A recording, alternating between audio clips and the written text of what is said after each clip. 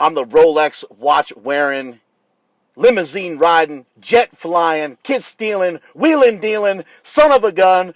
Woo! This is Mark Bell from SuperTraining.tv, Super Training Gym, the strongest gym in the West. This message is sponsored by HowMuchYouBench.net, The Slingshot, The Power Magazine, and that quote was from Ric Flair. To be the man, you gotta beat the man.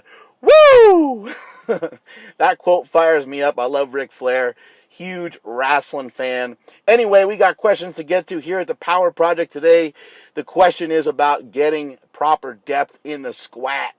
Guy says he has trouble getting depth in the squat, and I am going to give you a few different ways that I feel that you can go about getting better depth in the squat. If you're not a wide stance geared powerlifter, the first thing I would look to is Olympic lifting shoes. That would be the first thing I'd look into, is some sort of Olympic lifting shoe with an elevated heel. If you purchase an Olympic lifting shoe and you feel the heel isn't elevated enough, you can buy an insert, put that inside the shoe, one of those little gel dealies for the heel or one of those little stiff things for the heel, and now you'll have an even more elevated heel. A lot of times, mobility gets shut down when you don't have enough range of motion through the cankles. So an Olympic lifting shoe can help solve a lot of problems. That's why it's invented, and that's why it exists. So that would be the first thing I'd look into. The second thing I would look into is I would look into performing box squats. There's a certain progression that you can do with a box squat to teach yourself and to learn how to get better depth. I would say box squat once a week and do a regular squat once a week. The reason why I advocate this, the reason why I'm a proponent of it, is because the box squat is going to teach you to get to a similar depth each time. Your depth is not going to be dictated by how much weight you have on the bar, which oftentimes is the case. How many times have you heard of a high school football player saying they squat 4 plates? And then you see him squat 4 plates and it's 3 inches higher than it was with 365, which is already 2 inches high, and it's higher than that of where they squatted 315 and so on. It just keeps getting higher and higher. The higher they go up in weight, the higher the squat becomes. A box squat can be fantastic. What I would suggest is start out on like an 18-inch box, which would be very high for just about anybody except for maybe Kobe Bryant or Shaq or something like that. But start on about an 18-inch box. Then work your way down inch by inch. If you have a training partner, they can pull a board out or a mat out on each set. If you don't have boards or mats, try to figure it out. Try to use some 10-pound bumper plates or something like that. Anything that represents an inch or a half inch in width that you can pull out from the box that can get you down lower on each rep would be great. What I would suggest, though, is start out on about 18 inches. Do about 2 sets there. Keep the weights fairly light.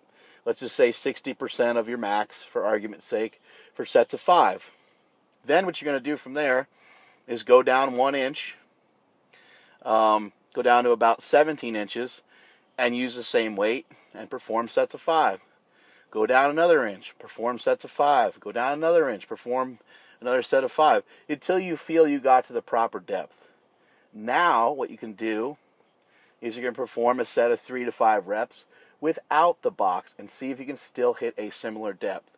If you're having trouble, then you know it's a function of you're not able to keep yourself balanced enough to do a regular squat to the proper depth, but you're able to get to the box with proper depth because it's kind of maintaining and helping you hold that position at the bottom because you're landing on the box.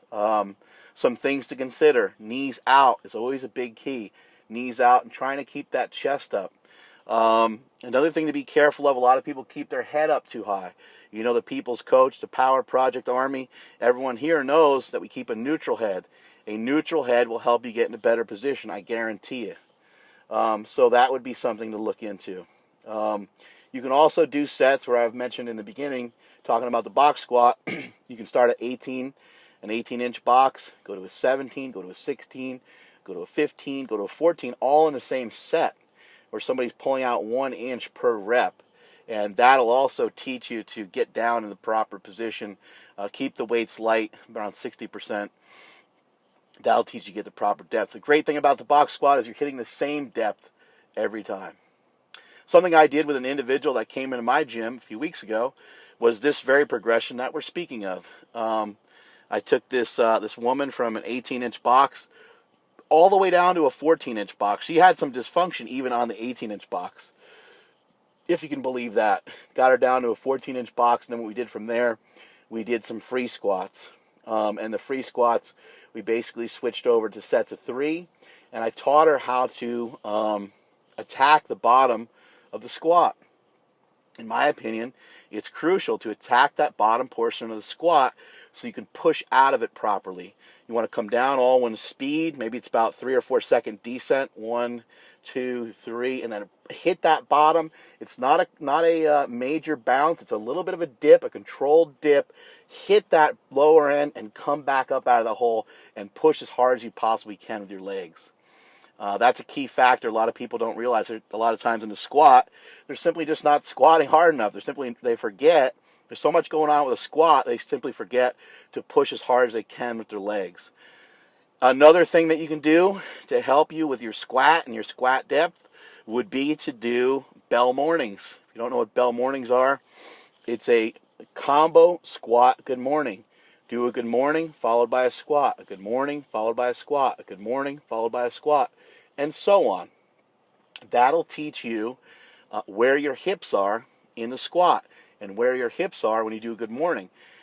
Odds are for you, you're having trouble with depth in the squat, I guarantee that your upper body's probably getting lower and your hips probably aren't moving anymore, and you're probably performing some type of a good morning.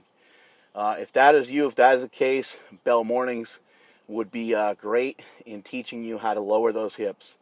Get your hips lower, become more efficient at lowering those hips. Look into Olympic lifting shoes. Look into doing some box squats. If you don't have Olympic lifting shoes, if you can't spend the money on them, stick some 5-pounders or 10-pounders underneath your heels and work on getting that proper depth. Forget about squatting more weight for right now. Just get the proper depth. Do the lift the right way. You won't go to jail for doing things correctly. Learn how to do it the right way. Get it done the right way. Strength is never a weakness, and that is it from supertraining.tv.